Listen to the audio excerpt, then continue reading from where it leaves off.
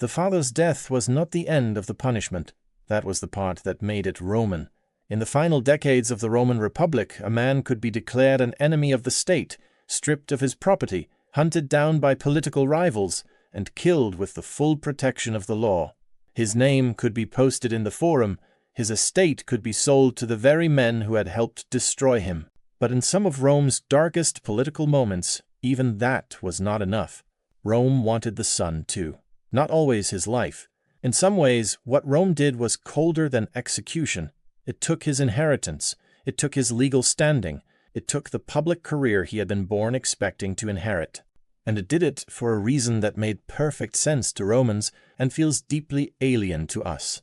In Rome, a dead enemy was still dangerous if he had a son capable of replacing him. To understand why ancient Rome made sons pay for their father's crimes, you have to understand how Roman political life actually worked. The Roman Republic was not a monarchy. Offices did not legally pass from father to son. Consuls were elected. Magistrates competed for office. In theory, a Roman nobleman's son had no automatic right to his father's power. In practice, Roman politics was built on inheritance in everything but name. A senator's son inherited more than property. He inherited clients, allies, obligations, and the prestige of ancestors whose achievements could still influence elections decades after their deaths. He inherited the expectation that he would carry the family's public life forward. A dead aristocrat could remain politically active through the living body of his son. Historian Harriet Flower, in her work on Roman aristocratic memory, has shown how elite Roman families turned ancestry into political capital. Funeral masks of famous ancestors were displayed in public processions. Family achievements were recited before crowds. A Roman nobleman did not enter politics as an isolated individual. He entered it as the newest representative of a house that had been accumulating status for generations.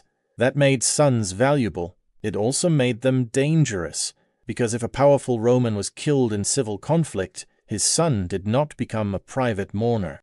He became the next owner of the family fortune, the next patron of its clients, the next man capable of reviving its alliances, and the next vessel for its grudges. Killing the father removed one threat. Leaving the son intact risked preserving the future of the faction Rome was trying to destroy.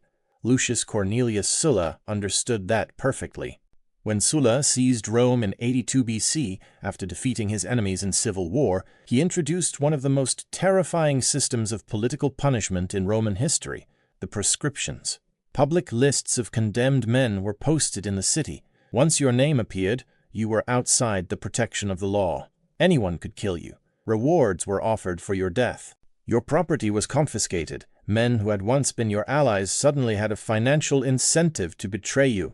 Ancient sources like Plutarch and Appian preserve the broad outline of what followed.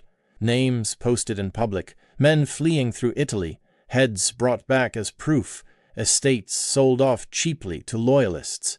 It was not random bloodshed. It was organized liquidation. But the most revealing part of Sulla's system was not what happened to the men whose names were on the lists. It was what happened to their sons. The sons of the proscribed did not merely lose fathers, they could lose their political future as well. Their family wealth was gone because their father's wealth had been confiscated. Their route into office could be blocked. Their household's ability to function as an aristocratic force inside Roman politics could be deliberately crippled. The punishment reached forward into the next generation and turned inherited privilege into inherited ruin. And that was not an accident. It was the point. Sulla was not simply trying to kill opponents. He was trying to make sure they could not regenerate themselves through their heirs. A dead enemy with a wealthy, politically viable son was still a problem. A dead enemy whose son had been impoverished and excluded from office was not. This is the part that feels strange to a modern audience. Modern law is built, at least in theory, on individual guilt. The father commits the crime, the father receives the punishment. The son is not legally contaminated by blood. Rome, in its most violent political moments, was operating on a different principle. It was punishing continuity. A Roman aristocratic household was not simply a family in the private sense. It was a political and economic structure centered on the paterfamilias, the senior male head of household who controlled family property and represented the house in public life. If the state wanted to destroy a rival family, killing one man was not enough. It had to damage the mechanism by which that family reproduced power in the next generation. That is exactly what the prescriptions did. Confiscate the father's estates, bar the descendants from office, and the family loses its route back into the Senate. Destroy the house's financial standing, and the son inherits not his father's influence, but his father's sentence. The cruelty of that system becomes clear if you imagine what survival looked like for the son of a proscribed man. His father's name appears on the list. The household panics. Friends disappear. Clients recalculate their loyalties. Property is seized. The estate that should have financed his adult life is sold off. The family name that should have opened doors now marks him as the child of a condemned enemy. He may be alive and innocent of any actual offense, but the life he was raised to inherit has been deliberately removed. This was punishment designed not simply to eliminate a man, but to warn every ambitious family in Rome what defeat would cost. And once Rome adopted that logic, civil war became even more vicious. Losing no longer meant only death or exile. It could mean the destruction of your descendants' future as well. The state had made defeat hereditary. Later Roman law moved in the opposite direction. Jurists under the empire would insist that a son should not automatically suffer for his father's wrongdoing. Punishment, at least in theory, became more individualized. That shift matters because it suggests that even Rome eventually understood the danger of what the Republic had done. That is why ancient Rome made sons pay for their father's crimes. Roman politics was built on inherited wealth, inherited status, and inherited public identity. In that kind of system, a son was never just a son. He was the continuation of a house. He was the future return of a defeated faction.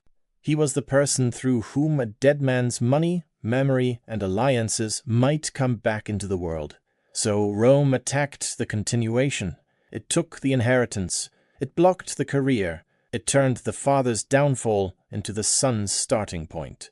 And in doing so, it revealed something ugly about the late Republic. When Rome became frightened enough, it stopped punishing guilt and started punishing succession. The father was not the end of the sentence, because in Rome, the father was never the whole problem. The real problem was what he might leave behind.